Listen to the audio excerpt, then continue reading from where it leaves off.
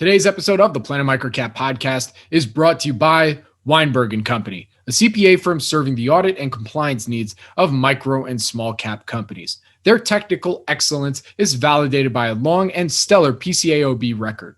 Clients benefit from reasonable fees, reflecting their belief that your capital is best deployed for growth, not for runaway accounting costs. Weinberg & Company, an audited legacy of quality. To learn more, call Corey Fisher at 310-601-2200. That's 310-601-2200, or visit www.weinbergla.com.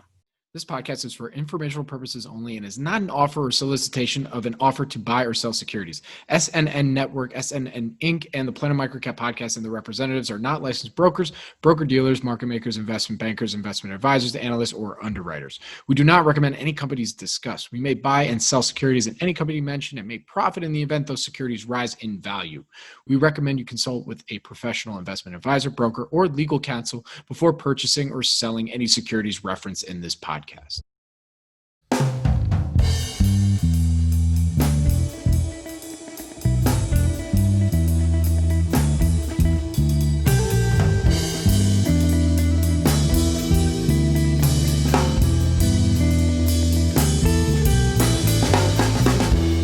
Welcome to the Planet MicroCap Podcast. I'm your host, Robert Kraft, and thank you all so much for the support and for tuning in.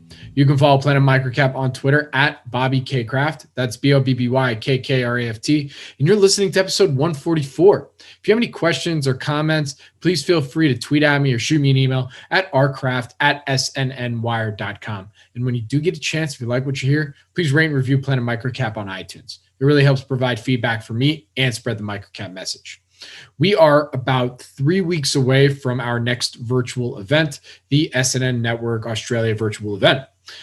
Be sure to join us at our upcoming show. The full agenda is actually coming shortly. The event is going to be on November 9th, 2020, US Pacific time, and 10th Australian East Coast time.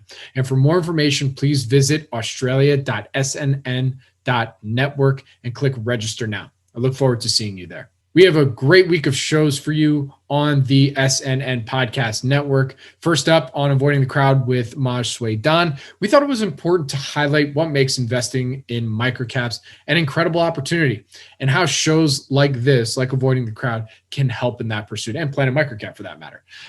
Maj and his team at GeoInvesting's focus is to uncover the best undiscovered investments in the microcap space. And our goal in this episode is to make clear Maj's criteria for finding tier one quality microcap stocks. So check it out on Apple, Spotify, YouTube, or wherever you get podcasts, or on Podbean at avoidingthecrowd.podbean.com.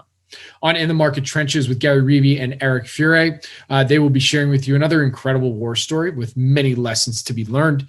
And if you'd like to share your war story on In the Market Trenches, shoot me an email at rkraft@snnwire.com or shoot me a direct message on Twitter at Bobby K. Kraft, BOBBYKKRAFT. We'd love to hear all those stories out there. And really, we want to learn from you. We want to hear the lessons you learned and hopefully share that with others so that they don't make similar mistakes and or they make those similar choices.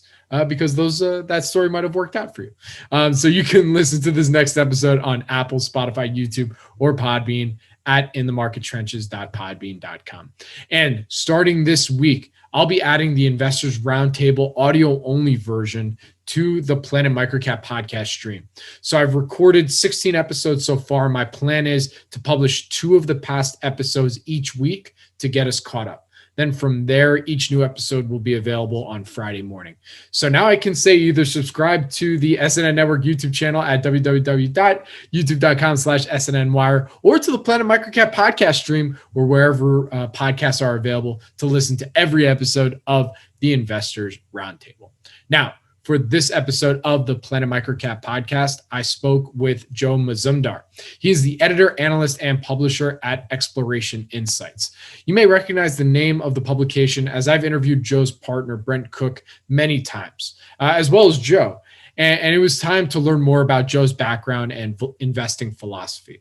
For those not familiar with Exploration Insights, veteran economic geologist and equity analyst Joe Mazumdar and Brent Cook offer the sophisticated speculator a strictly independent, unbiased, and technical analysis of the junior mining and exploration sector. Their sole purpose is helping their subscribers profit from their investments. Turning rocks into money is their motto, and that's our goal today. Thank you again for tuning in to episode 144 of the Planet MicroCap Podcast, and please enjoy my interview with Joe Mazumdar.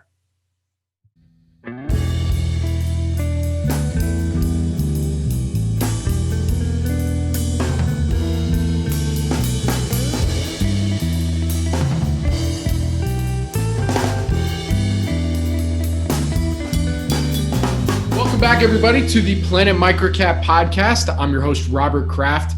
And joining me today is a gentleman where this has been an interview a long time coming. I've interviewed his colleague many times on here, Brent Cook, and it's about time that we had this person on to do a full form interview, his background, the whole deal. So with that, I'd like to introduce Joe Mazumdar. He is the editor, analyst, and publisher at Exploration Insights. Joe, thank you for joining me today. How you doing? Thanks a lot, Robert. Thanks for having me. It's great to have you on. So let's dig right in.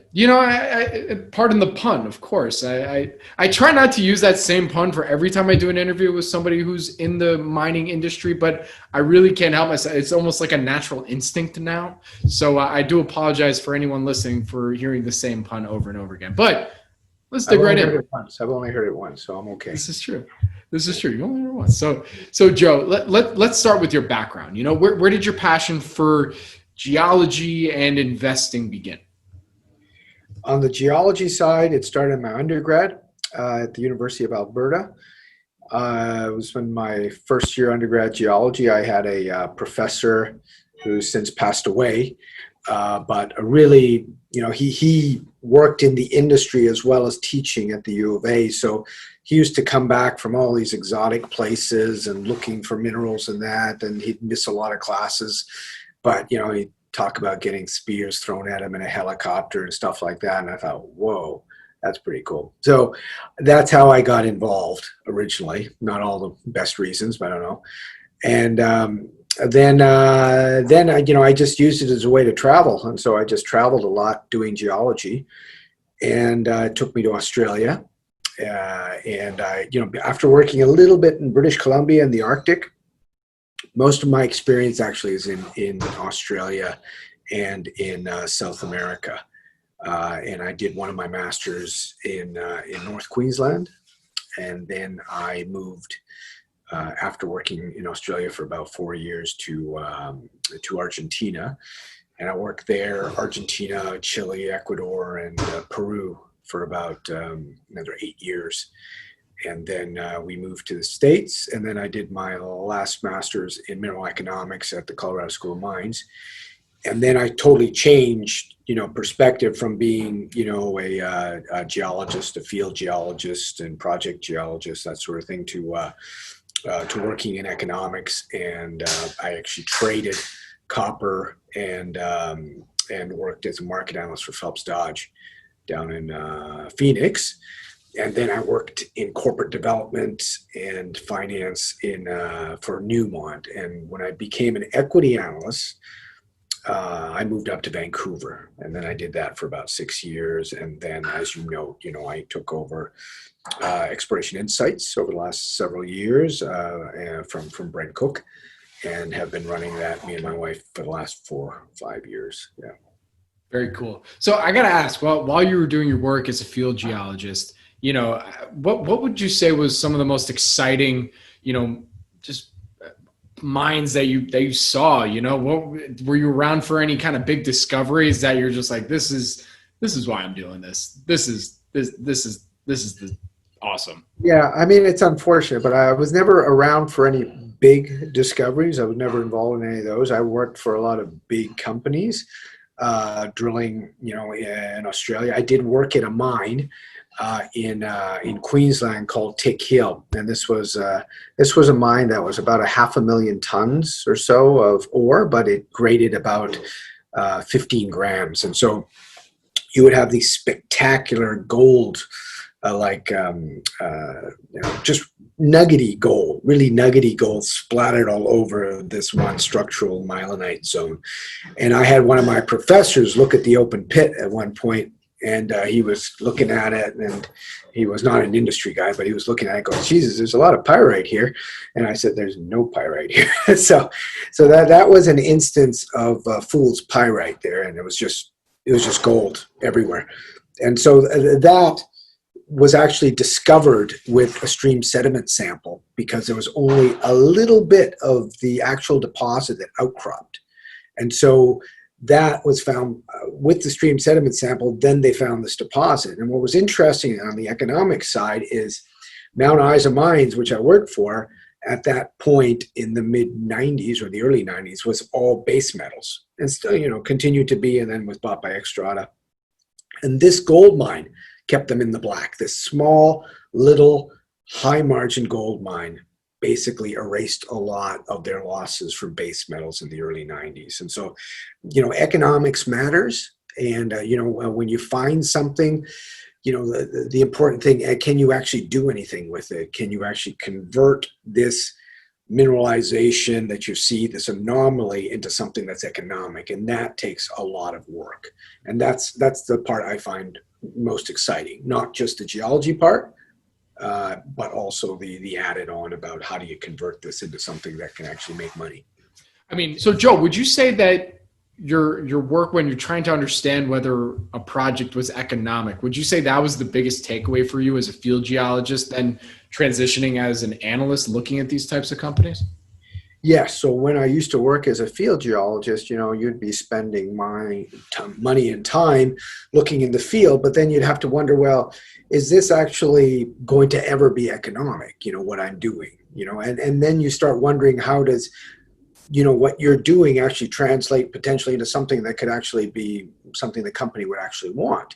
And what were all the machinations between you looking in the field for something and it actually becoming something economic for the company? And that's really what started interesting me, about actual geology and economic deposits.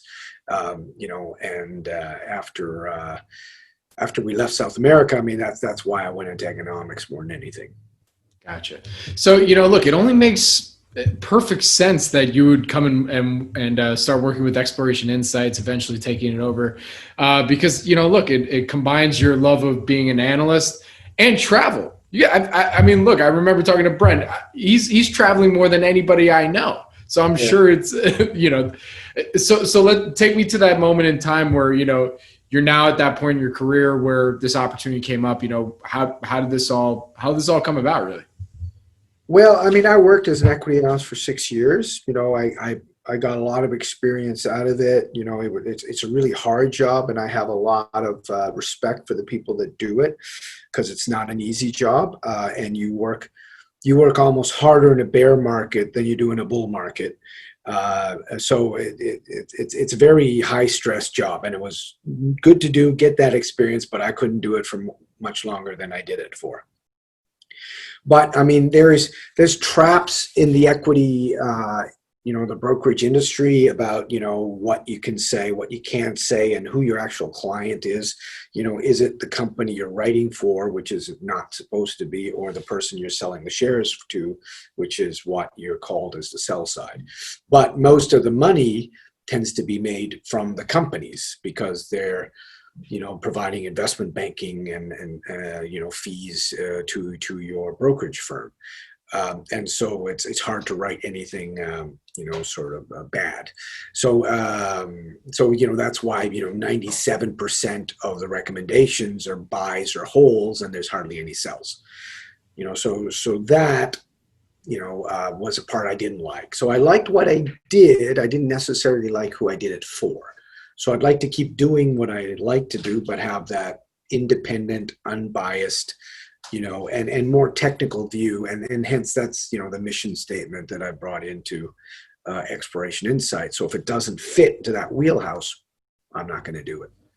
Yeah, no, one of the reasons why not only that we love talking to you and Brent covering the junior mining industry is because with your newsletter, you guys talk about just what you like, what you don't like, and you're not getting paid by the companies. This is a purely subscriber model, and that's something that's important to us when it comes to talking with people that not only know what they're talking about, but they have that philosophy in mind when they're looking at their potential investments or the companies that they own or don't own. That's really important philosophy. Yeah, it's longevity more than anything. It's just the way I work. Right. To do all the things some people do to make a buck, it can get complicated. And I'm not that smart, and when I'm not, I'm a little bit lazy with respect to that. But I like to keep it simple and work within my means. And I'm not interesting in blowing out the subscription base and having 3 or 4 times as many people subscribe. I'd like a more consistent base of people that enjoys the product that I deliver, and I'm not going to really change what I do. Joe, look, if this thing goes viral and you end up getting more subs, I can't, I'm sorry, it is what it is at that point. Yeah, I'm canceling them. Yeah. So it's like now that we've had the big push in precious metals and other metals as well since middle of March, and that we've seen an increase in subscribers and things like that. But what's nice also about our subscriber base is I've managed to get a lot. What my goal was to get more people involved in the industry to sign up. People like, high net worth that really like the mining industry to invest, to get people that are involved in the industry, like the VPXs of major mining companies. We get that. We get the CEOs of the junior companies. We get institutional equity. I get private equity. And then it's diverse with respect to, jurisdiction. So it's not only the US, it's Canada, a lot in Europe. And now I'm starting to see a lot more from Asia Pacific as well. So we have a very diverse sort of base of people, which makes writing for them a little bit more difficult than even when I was an equity analyst or I wrote for the board or for meetings with big companies like Newmont or Phelps Dodge. It's a different kind of nuanced writing that you have to be able to explain yourself very well. Fair enough. I'm sure. I do not envy your job. I'm a terrible writer, but you're making it work. But so the main reason I want to shift gears now to your investing philosophy and your strategy and whatnot, because the main reason I want to have you on right now is that this year, as you said, we've seen a run in precious metals, commodities, especially gold and silver in the last 6-7 months. Well, a little bit longer than that if you want to really, move it out the time frame.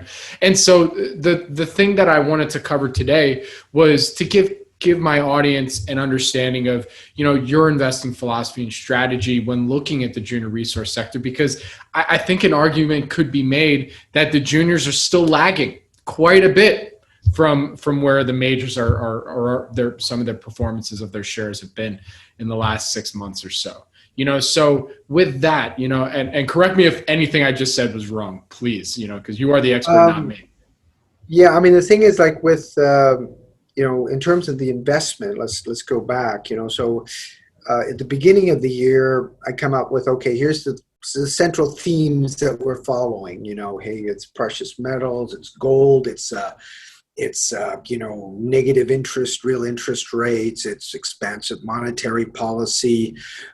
These sort of things are the foundations to invest in gold. Okay, and here's what I'm doing in gold. I'm going to run the gamut between exploration to production.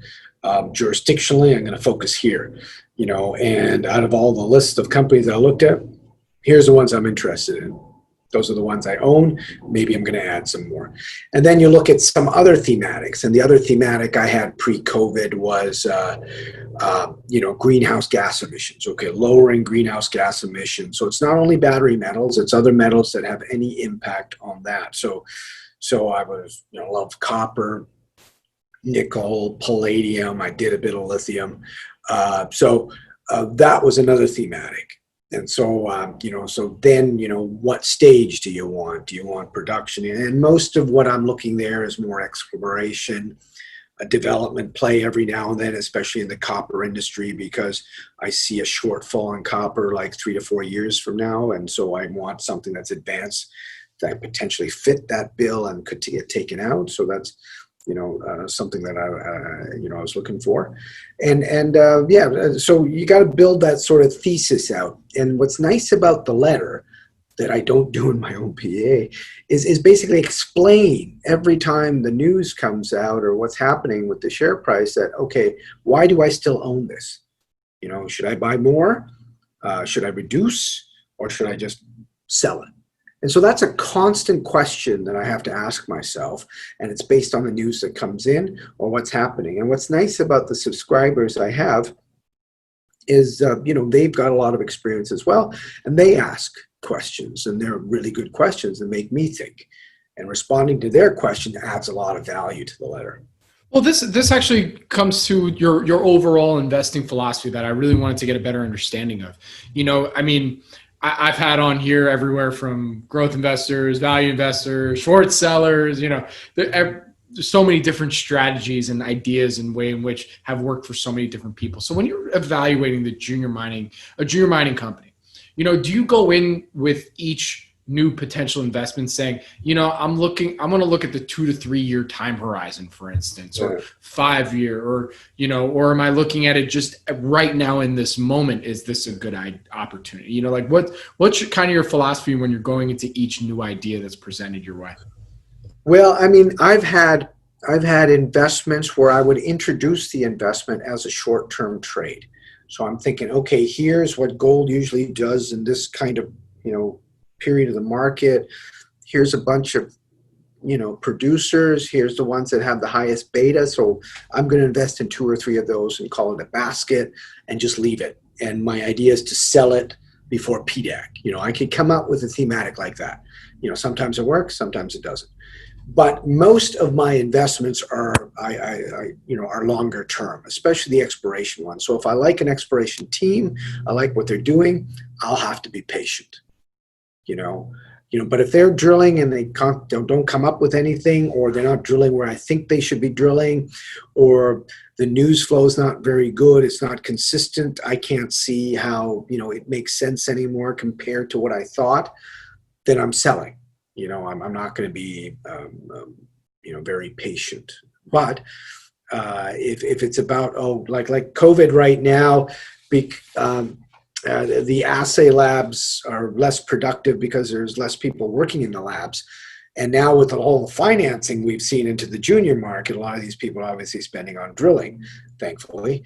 And so now what we're seeing is a flood on the labs with drilling, sampling results. And so normally something like a 2 to 4 week assay turnaround has become almost 4 to 8. So that requires a bit of patience on your side.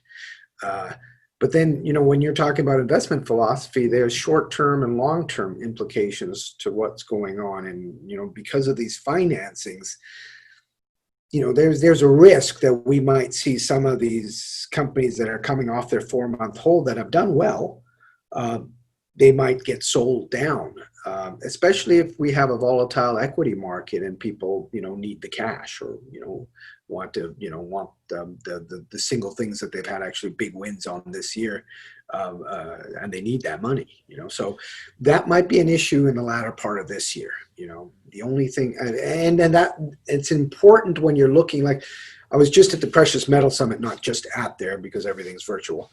I had about 40 meetings, and one thing that was, dominated theme is everybody had money. There was hardly nobody there asking for money or talking about financing. It was all past tense. They were had really good working capital positions. It was all about, okay, what am I doing with that money? Which is, a lot different from the last, probably 8 years. So now, having money in this industry, as in, even a junior non-cash flowing, is not a distinguishing feature. Everybody has it. So the question is, what makes you different? Why it wasn't before like, oh, you got money, nobody else did, so you must be good. Everybody's got money. Now, what's the next level of distinguishing the wheat from the chaff right now? And one way of doing it is looking at how they got financed. Like a Canadian-based company with a Canadian asset, do they need to do flow through? Do they need? Does a company need to issue warrants? Do they need to issue 5-year warrants, full warrants? That sort of thing. Or are they 2-year 50% warrants, or 30%, that sort of thing. So you can look and gauge the quality of the financing to know the quality of the people that bought in. Quality meaning, are they strong holders of the stock, right, for the people and for the asset, or are they just weak hands that as soon as that 4-month hold comes off, they'll take the money and run, Yeah. No, here, let's keep going down this path, because we were the media sponsor for Precious Metals, and I did 100 video interviews with CEOs, and I will echo exactly what you just said, that because I asked every single one, what makes you different and unique compared to your peers out there, and I mean, I think the two most consistent things I heard were we're cashed up, and either Rick Rule or Sprott is a shareholder. So even after hearing that 10, 15, 20 times, I'm like, all right, well, is that really distinctive? Has Sprott invested in every one of these companies? And you look, oh yeah. I mean, yeah, that's not much of a distinguishing feature either. So for me, with the juniors, with the ones that are exploring and it's a discovery and less of a gold going to the moon that's going to make this thing actually go, the management team is the most important part, because they're the controllers of the capital structure, which I've been burned on before. They're keepers of how the board is structured and do they add any value. They're keepers of how they spend the G&A. They're keepers of which targets they're drilling and how they're drilling and how they organize their plans. And so if you invest in one that looks cheap, but maybe cheap for a reason, you may get that leverage, but when the 4-month go to hold, they might not have anything supporting that. Right. So for me, I might miss out on some of the 5 baggers, but if I can find a reliable 3-bagger consistently, I would rather that. And so management for me right now has always been sort of key. And so when I do see a new deal or something coming up, a new company, I really take a hard look at the people, because I've been burned by other people's, share structures that have been hidden. When we see a reverse takeover or a new IPO that's coming out on a shelf. So that sort of stuff, the asset could be good.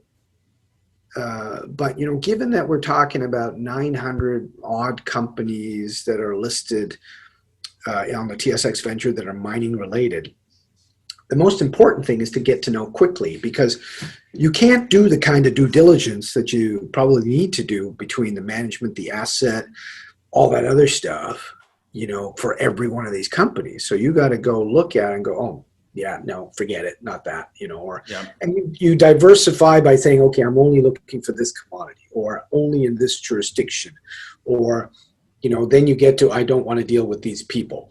And then once you start dealing with those people, then you could narrow it down quite a bit. Yeah. I have 2 paths I want to go on right now, but just to finish up this topic of management, right now, I remember talking with Brent, and I think even with you, was, back when it was a bit of a bear market, and you're saying, okay, what are the things to look out for with management? And you're, back then we were saying like managing their G&A, making sure they're cashed up, not, just really making sure they're managing through for times like these. So now we're in times like these where, we're in a bit of a bull market. We're seeing commodity prices rise and whatnot, and all these good amount of these junior mining companies are cashed up. What are some red flags that investors should look out for from management teams that have this cash position? You hear all them saying, we're going for it, more or less, we're going to go for that bonanza discovery right now because we have the cash.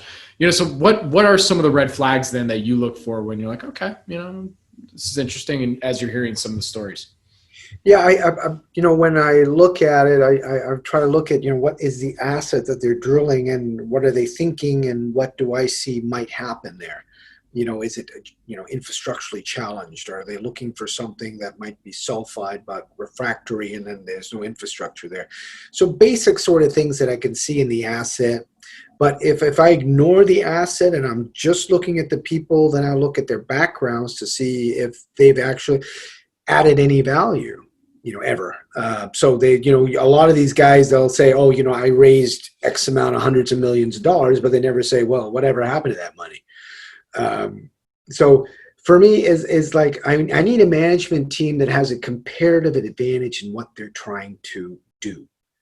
So if it's sort of like, oh, I know open pit heap leach, but great, you don't know it any better than all these other guys. Somebody else is, about put one into production and I've worked blah, blah, blah, blah, blah, blah. And I said, okay, that might be better. Because an open pit heap leach, even though it sounds simple, I've seen a lot of people bang their head on something that simple. So that kind of understanding and what you're looking at, how big does it need to be? I like to understand what the game plan is and to see if what they're doing aligns with that game plan. And then overall, am I convinced that that's, a value add proposition, their game plan? Otherwise, it's just spinning wheels and I don't want any part of that. And so, Joe, another theme that was coming up quite a bit in some of these CEO interviews that I was doing is that they're now near-term producers. I've been interviewing junior mining CEOs and executives since 2011, and I always heard ever since then that building a mine from exploration to then production takes a long time. Very similar to like biotechs when they're looking to take a drug from phase 1 clinical trial to all the way to being approved by the FDA. So now all of a sudden to hear that a company that was an exploration company, a year ago, or, just starting to find something, to now they're a near-term producer. What's your take on this? Again, it depends on, their history, whether they can or they have ever done it. And so, taking somebody like Silvercrest, their, managing director, CEO, Eric Ferry, he's done it before. In his previous life, but then also did it in a junior company with the other Silvercrest, with Santa Elena. Now he's doing it with La Chispa. So you can buy that when he says, yeah, I'm going to take this into production, because he's done it before. But somebody else who's trying to take a scoping study, on a complicated metallurgical deposit, and they've just gone from base metals and now they're going into PGEs or something like that, it's harder for me to convince myself that that's going to work. But also saying that, I found that companies registered on the ASX seem to do a better job of transitioning from exploration to production consistently, more consistent, let's say, than TSX listed companies, because most of the TSX listed companies management teams are like monolithic in terms of I do exploration, I do development, I do production. They don't transition very well from exploration to development or development to production. Like take, for example, ASX listed Gold Road Resources, as GOR on the ASX. Unheard of. They went from discovery of a underexplored greenstone belt in Western Australia, infrastructurally challenged, to production in 5 years, and that's very unheard of. But they managed to transition very well. They brought in different management, different board to help them, make that transition, and now they're producing. So I find that harder. I haven't seen that done very well in TSX listed companies. I haven't seen that done very well there. Right. And real quick, are you still currently a shareholder in either Gold Road or Silvercrest? No, never been Silvercrest, unfortunately, but I did with Gold Road. I bought and sold that one. All right. So let me ask you point blank. For those who are looking at the junior resource sector as a way to get exposure to gold, silver, some of these commodities, what's the number one thing that they should be looking at right now? Well, I mean, the thing is that you're always looking for the 3-5 bagger, and the problem with that is that's the risk reward ratio, because if you want that kind of return, you could also go potentially to zero. That's the risk you take, hence the high volatility. And so to wheat from chaff, you'd have to look at management. But the problem is with a lot of new people coming in, they might not know management or know what to look for. And so somebody who can talk, let's say a good book, might convince some poor retail person that, oh yeah, I know what I'm doing. I've done this before, blah, blah, blah. But somebody else would say, yeah, they did this, but it was a complete disaster and this is what had happened. But they wouldn't have that history. And so dig up what you can on the management teams in terms of not only what their history is with respect to what they have done, how much shares they do own of the company and at what cost. Because a lot of people say, oh, I own 10%, but Jesus, you only paid 20 grand for that. So that's important. And so, if they've got skin in the game and they actually have some value to add to this project going forward. And how have they structured the company in terms of shares? Who owns them? So you can have a really good asset then, but as an equity holder, and that's your only option, you can't buy the royalty, you can't hold the debt, or the stream. And so you're looking at, well, it's only equity I have. So the equity has to move. But if the share structure is complicated, even if the asset, starts getting some really good drill results, I might not make any money, So, I mean, holistically, Joe, because I'm thinking about your philosophy again and how you're evaluating the space. Correct me if I'm wrong. It seems like you're very active at seeing what some of these macro trends are on really a daily basis and trying to see if, all right, well, this is interesting that's happening. Let's see if this trend comes to fruition. And while I'm doing that, let me just see what companies are kind of matching that trend right now. And then as soon as that really starts to take off, I know which companies then make the most sense to meet that trend. Like, am I kind of hitting the right track there? Well, let's take something that's just happened. Like we've had COVID, and COVID's had impacts all over the place. It's had impacts on demand. And so we saw that crash in demand for all commodities, including precious metals. But just like the financial crisis, the first ones to rebound were precious metals, gold came back. But as China came back online, we saw base metals rebounding and things like that. But the situation is that we've had an issue not only with the demand side, but we've had an issue with the supply side. So we've had production drops in a lot of Latin American countries because when COVID came over there, they've been, basically the worst hit with their lockdowns and that. And so when I'm looking at investing in a company now, then I wonder about their exposure to these places that are COVID hotspots, because then I'm thinking, well, even though you might be able to raise money, can you actually do any work, over the next 6 to 12 months? And if I'm thinking, okay, I'm going to hold the stock for 5 months, maybe it doesn't matter, but maybe it does matter because timing wise, I might be able to buy it later for cheaper. Right. So I have layered that on with respect to what I'm investing in going forward. So if I see something that's totally exposed to some place that might be a COVID hotspot, I back away because I think, I might be able to get it cheaper later. So there might be this overarching theme about precious metals, an overarching theme about greenhouse gas emissions and metals that, help me there. But then in the near term, what's going on such that, I might buy something that might be dead money for 6 months. Right. So my favorite question to ask every guest that I have on here, Joe, what would you say is an investing experience that impacted you the most in your career? And maybe what were some of the lessons that you learned from that experience? Oh, I mean, the one that really, blew me away. I mean, and this is important because a lot of people think, okay, I want this warrant, I want this, and it's got to look like this. The problem with thinking like that is when you do get that 5-year warrant, which looks like a killer, the problem is that company had to issue that 5-year warrant to get the money. So then you question how good is the asset or how good is the management team. So when I look at financing, the ones with no warrants, I'm almost more interested in terms of, for the letter. And a lot of it, I don't do the private placement. I'll just buy it in the market because then I don't have the handcuffs of the 4-month hold. And a lot of the U.S. subscribers have plus 4 months to hold it because of that legend certificate that they have to get rid of.